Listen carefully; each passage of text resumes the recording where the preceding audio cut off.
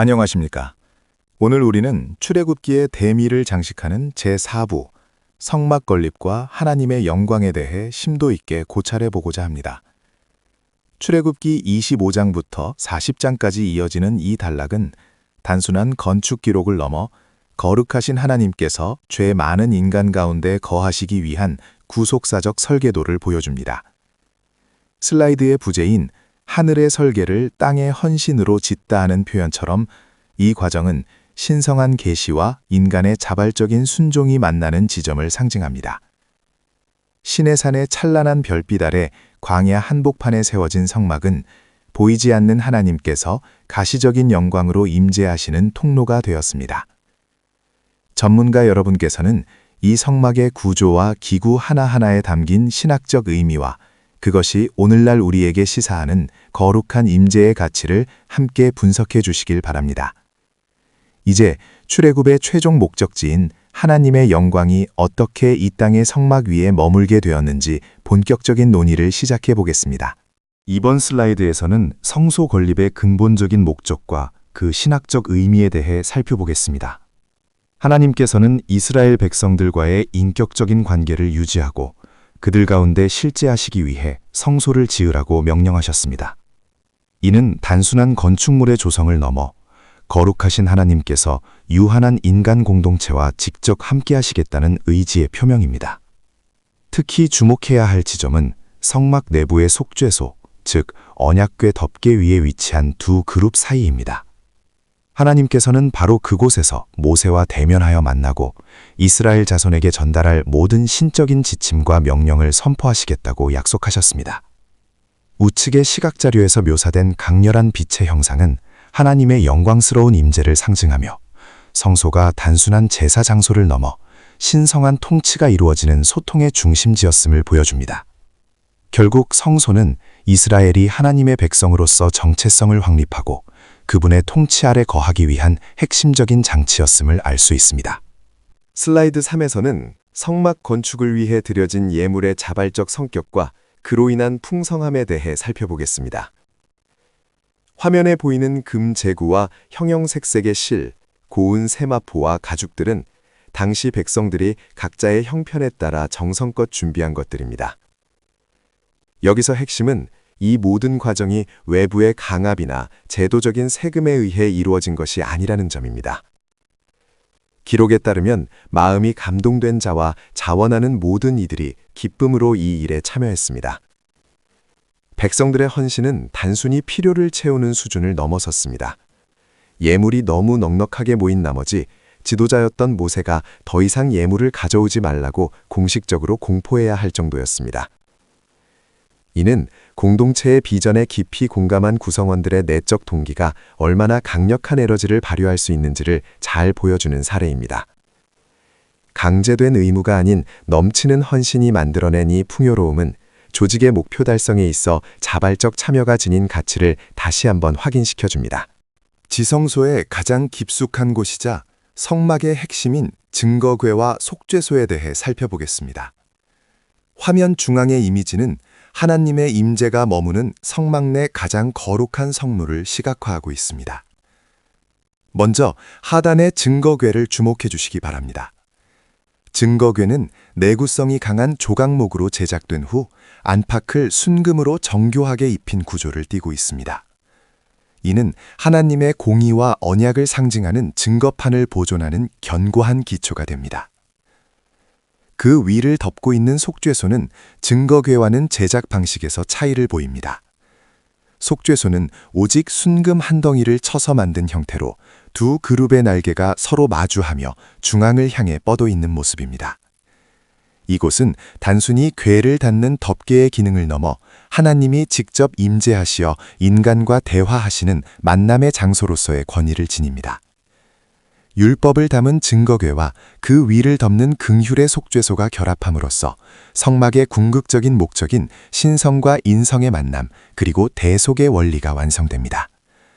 전문가 여러분께서는 이 두 구성 요소가 이루는 구조적 조화와 그 안에 내포된 신학적 상징성에 주목해 주시기 바랍니다. 성소 내부의 핵심적인 두 기구인 떡상과 등잔대에 대해 상세히 살펴보겠습니다. 성소 안에는 하나님의 임재와 통치를 상징하는 중요한 성물들이 엄격한 규례에 따라 배치되어 있습니다. 먼저 화면 오른쪽에 위치한 떡상입니다. 이곳에는 이스라엘 12지파를 상징하는 진설병을 항상 두어 백성들이 하나님의 끊임없는 공급하심과 언약의 신실함을 기억하게 했습니다. 이는 생명의 양식을 제공하시는 하나님의 주권을 시각적으로 증거하는 요소입니다. 이와 마주보는 맞은편에는 화면 왼쪽에 7 등잔대가 배치되어 성소 내부를 밝히고 있습니다.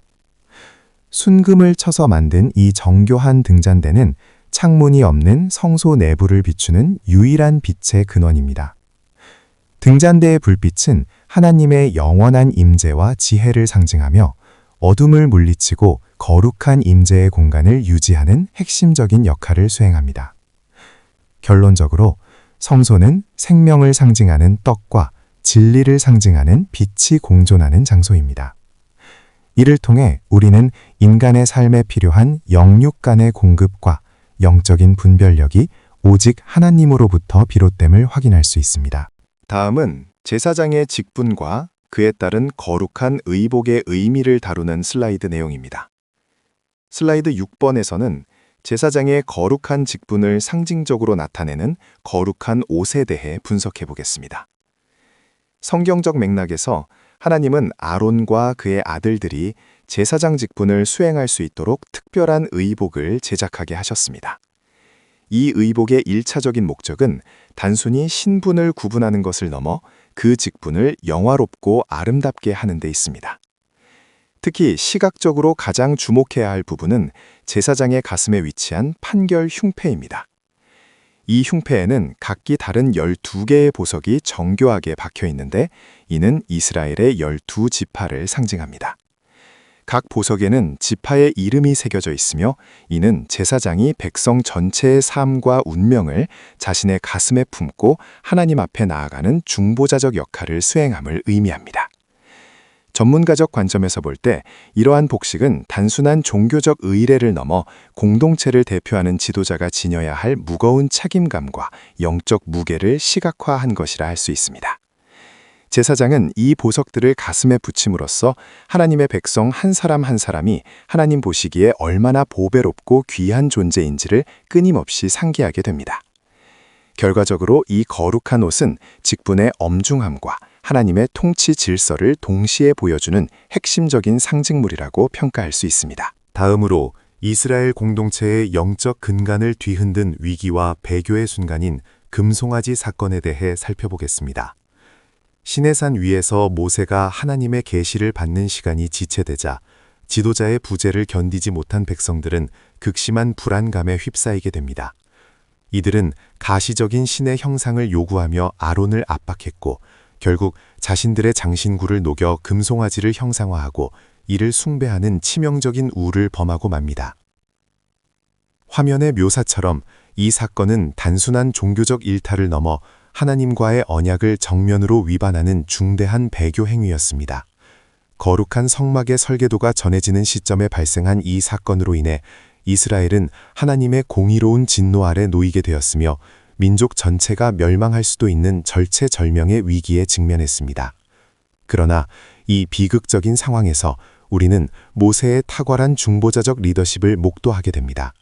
모세의 간절한 중보 기도는 하나님의 심판을 멈추게 하였고 이스라엘은 극적으로 멸망의 위기를 면하게 되었습니다.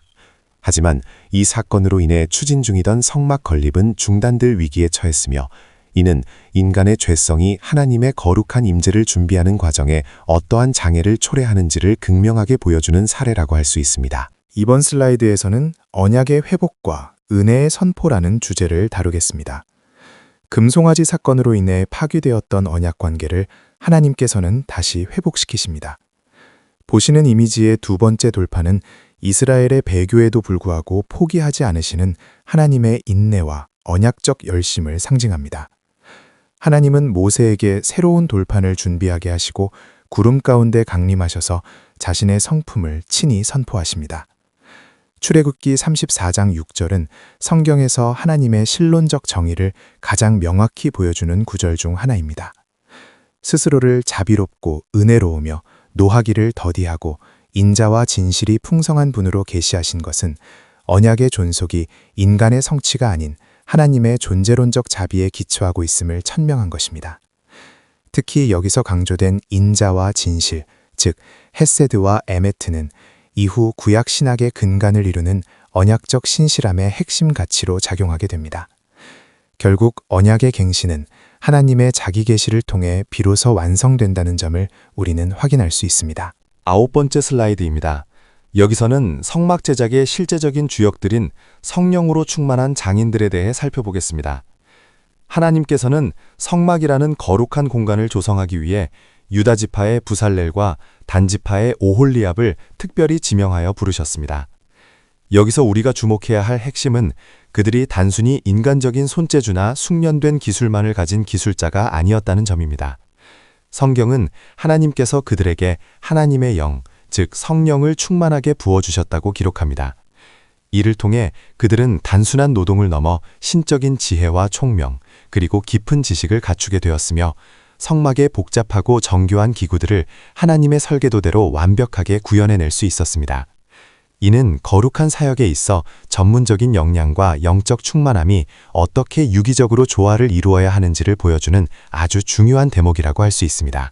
이어서 성막 건립 프로젝트의 최종 완수 단계와 그에 따른 영적 의미를 고찰해 보겠습니다. 이스라엘 백성들은 성막을 구성하는 모든 기구와 제사장의 의복에 이르기까지 방대한 제작 과정을 성공적으로 마무리했습니다. 화면 우측의 시각 자료를 통해 확인하실 수 있듯이 청색, 자색, 홍색 실로 정교하게 직조된 성막 휘장들과 세밀하게 가공된 황금 갈고리 더미, 그리고 견고하게 세워진 기둥과 받침들이 모든 준비를 마쳤습니다. 아울러 법궤와 등잔대, 상을 포함한 성막 내부의 핵심 기구들 또한 규격에 맞춰 완벽히 제작되었습니다. 여기서 우리가 주목해야 할 가장 핵심적인 가치는 여호와께서 명령하신 대로 라는 원칙의 철저한 준수입니다. 프로젝트의 총책임자인 모세는 완성된 모든 결과물을 면밀히 검토하였습니다. 그 결과 모든 세부 사항이 신성한 설계도와 지침에 따라 한치의 오차도 없이 이행되었음을 확인했습니다. 이러한 철저한 순종과 헌신의 결과물을 마주한 모세는 백성들을 향해 진심 어린 축복을 선언합니다. 이는 단순히 물리적인 건축물의 완성을 넘어 하나님의 명령을 온전히 수행한 공동체의 노력이 공식적으로 인정받았음을 시사합니다. 성막 건립의 전 과정은 결국 규정에 대한 엄격한 준수가 최고의 축복으로 이어진다는 중요한 교훈을 우리에게 전달하고 있습니다. 이어서 슬라이드 11번, 성막 봉헌과 제사장 위임에 대해 말씀드리겠습니다. 이 사건의 시점은 출애굽 제2년 첫째 달 초하루로 이스라엘이 시내산에 머문 지 약 1년이 되는 매우 의미 있는 시간입니다. 화면 왼쪽의 사파를 보시면 완성된 성막의 전체적인 배치와 그 위로 피어오르는 구름을 확인하실 수 있습니다. 성막의 하드웨어적인 구축이 마무리됨과 동시에 그곳에서 제사 업무를 수행할 인적 자원의 구비, 즉 제사장 위임식이 거행되었습니다. 아론과 그의 아들들은 관유를 바르는 의식을 통해 거룩하게 구별되었으며 이로써 하나님을 섬기기 위한 모든 준비가 완벽하게 갖추어졌습니다. 이제 성막은 단순한 구조물을 넘어 이스라엘 공동체의 영적 중심이자 하나님과의 만남이 이루어지는 성소로서 기능하게 됩니다. 성막의 완공과 제사직의 확립은 이스라엘이 제사장 나라로서의 정체성을 본격적으로 드러내는 기점이 됩니다. 성막의 모든 건립 과정이 마무리된 후 우리는 출애굽기 서사의 정점인 여호와의 영광이 임재하는 장면을 목격하게 됩니다. 슬라이드에 명시된 바같이 구름이 회막을 덮고 여호와의 영광이 성막에 충만하게 임했습니다. 이 임재의 가시적 현상은 매우 압도적이어서 하나님과 가장 가까이 소통하던 지도자 모세조차 감히 회막 안으로 발을 들일 수 없을 정도였습니다. 이미지에서 묘사된 강렬한 빛과 구름의 기둥은 단순한 자연 현상을 넘어선 초월적인 신적 임재의 거룩함을 상징합니다. 신학적으로 이는 하나님께서 백성들이 정성을 다해 봉헌한 처소를 기쁘게 흠양하셨음을 증명하는 가장 강력한 확증입니다. 또한 이것은 이스라엘의 진정한 통치자이신 왕께서 자신의 보좌에 공식적으로 좌정하시는 왕의 입성 신호와도 같습니다. 우리는 이 대목에서 성막이 단순한 종교적 구조물이 아니라 거룩하신 하나님이 자기 백성 가운데 실제로 거하시기 시작했다는 구속사적 전환점을 맞이했음을 깊이 인식해야 합니다. 슬라이드 13에서는 광야 이스라엘 공동체의 핵심적인 인도 기제였던 구름 기둥과 불 기둥의 의미를 분석해 보겠습니다. 성막의 완공은 곧 하나님의 가시적인 임재로 이어졌습니다. 기록된 바와 같이 낮에는 여호와의 구름이 성막 위에 머물렀고 밤에는 그 구름 속에 불이 나타남으로써 이스라엘은 주야로 신성한 보호와 임재를 확인하며 이동할 수 있었습니다. 이러한 현상은 단순한 시각적 효과에 그치지 않고 공동체의 모든 행보를 결정하는 전략적 지표 역할을 수행했습니다. 이스라엘 자손은 구름이 떠오를 때만 행진을 재개했고 구름이 머물러 있는 동안에는 이동을 멈추고 진을 유지했습니다. 결과적으로 성막은 광야라는 거친 환경 속에서 이스라엘의 생존과 방향을 결정짓는 절대적인 나침반이 되었습니다. 이는 인간의 계획이 아닌 신적 섭리에 의한 철저한 통제와 순종의 체계가 확립되었음을 시사합니다. 출애굽기 4부의 핵심을 관통하는 주제는 임마누엘, 즉 우리와 함께 하시는 하나님입니다.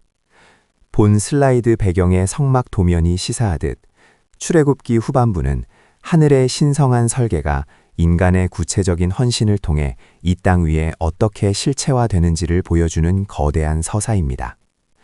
지성소와 성소, 그리고 번제단으로 이어지는 이 정교한 구조물은 단순한 건축적 성취를 넘어 깊은 신학적 함의를 지닙니다. 성막의 완공은 하나님이 저 멀리 초월에 계신 창조주로만 머무시는 것이 아니라 당신의 백성들이 살아가는 삶의 한복판으로 직접 들어오셨음을 확증하는 일종의 대관식이라 할 수 있습니다. 결론적으로 성막은 왕이신 하나님께서 자신의 보좌를 백성들 사이에 두시고 그들과 영원히 함께 거하시겠다는 약속의 실현입니다. 우리는 이 과정을 통해 우리 삶의 중심에 현존하시는 임마누엘 하나님의 통치와 그분의 세밀한 임재를 다시 한번 확인하게 됩니다.